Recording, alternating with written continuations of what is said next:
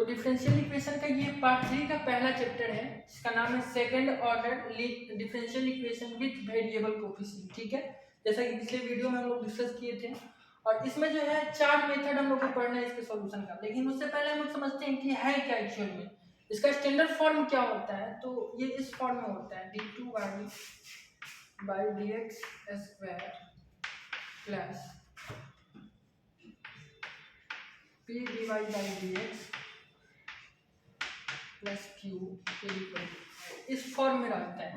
ठीक है, इस फॉर्म में अगर डिफरेंशियल इक्वेशन है तो इसको हम लोग बोल सकते हैं कि ये सेकेंड ऑर्डर का, देख रहे हैं ऑर्डर क्या है 2 है, सेकेंड ऑर्डर का है और डिफरेंशियल इक्वेशन है विथ वेरिएबल कोफिशिएंट। इसका जो कोफिशिएंट है, इसका जो ये सारा कोफिशिएंट है p और q, ये कांस्टेंट नहीं है, ये वेरिएबल है। ठीक है, जो हम लोग सेकेंड ईयर में पढ़े थे linear differential equation with variable coefficient, उसका जो कोफिशिएंट था डिफरेंशिएशन का, मतलब जैसे dy/dx के जो बगल में था वो हमेशा कांस्टेंट होता था, 2 3 4 5 6 ऐसे होता था।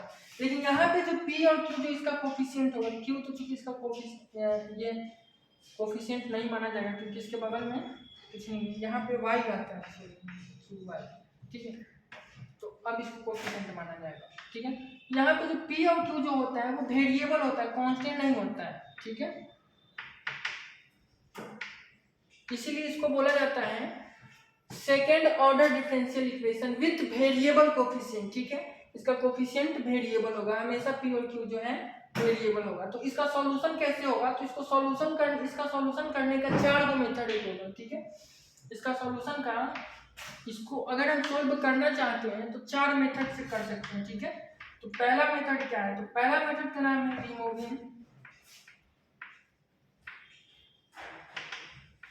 Removing first derivative.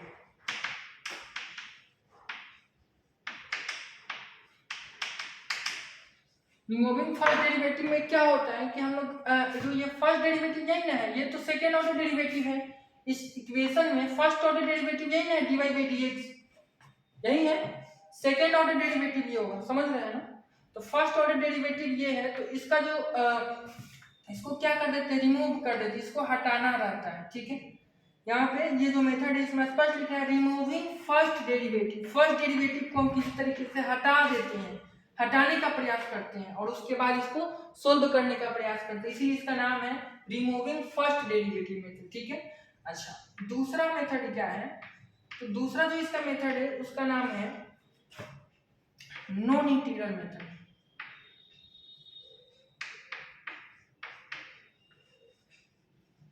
Non integral method, ठीक है, इसमें क्या होता है कि इसका कुंडली हम पहले ही पता लगा लेते हैं, p और q के मदद से हमको पहले ही पता चल जाता है कि इसको इसका आंसर क्या होने वाला है। इसका एक्चुअल में दो सॉल्यूशन का 2 पार्ट होता है, 2 चीजों के प्रोडक्ट के रूप में होता है, वो हम बताएंगे। तो इसका हम लोग कुंडली पहले ही जान जाते हैं p और q के मदद से, इसीलिए इसका नाम होता है नॉन इंटीग्रल मेथड। ठीक है, और तीसरा जो मेथड है उसका नाम है variation of parameter.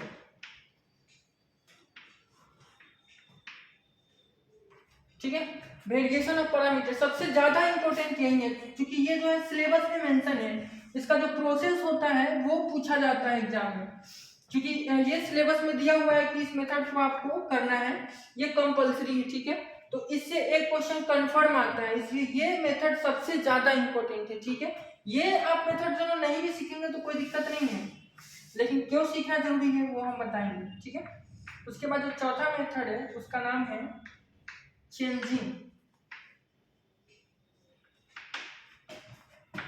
Independent variable, I for independent, V for variable, changing into अच्छा ठीक है, चेंजिंग आप इसको पढ़ लीजिए, चेंजिंग इंडिपेंडेंट वेरिएबल। ठीक है, इसमें क्या होता है कि इंडिपेंडेंट वेरिएबल जो इसमें है, इंडिपेंडेंट वेरिएबल कौन है, इंडिपेंडेंट वेरिएबल y है, नहीं सॉरी x है, तो इसको चेंज किया जाता है। ठीक है, इसको चेंज करके और कुछ इस तरीके से क्वेश्चन को सोल्व किया जाता है, इसलिए इसका नाम है चेंजिंग इंडिपेंडेंट वेरिएबल। तो ये 4 मेथड पढ़ना है। ठीक है, लेकिन सिलेबस में एक ही मेथड पढ़ने के लिए आपको दिया हुआ है, वेरिएशन ऑफ पैरामीटर।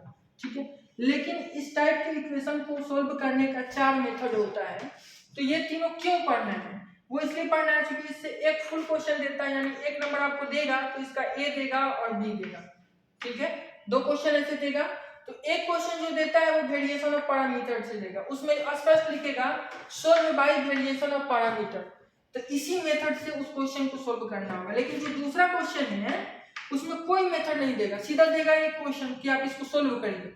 तो कुछ क्वेश्चन होगा जो इस पे नहीं फंसेगा, सारा क्वेश्चन इसका जो है वो वेरिएशन ऑफ पैरामीटर पे नहीं बैठेगा, कुछ होगा जो इस मेथड से नहीं बनेगा, तो बाकी आपको मेथड पता होना चाहिए ना इसको बनाने के लिए, तो इसीलिए तीनों मेथड पढ़ना है, ठीक है।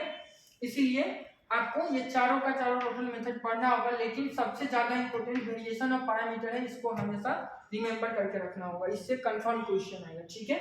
तो एक एक करके हम लोग सारा मेथड को देखेंगे, लेकिन एक जो ये मेथड है पहला नंबर रिमूविंग फर्स्ट डेरिवेटिव, ये हम ऑलरेडी पढ़ा चुके हैं एक वीडियो में, ठीक है। तो अब हम लोग नॉन इंटीग्रल मेथड देखेंगे, उसके बाद वेरिएशन ऑफ पैरामीटर और उसके बाद चेंजिंग इंडिपेंडेंट वेरिएबल, ठीक है। तो वो सेपरेट एक वीडियो में हम लोग करेंगे, ठीक।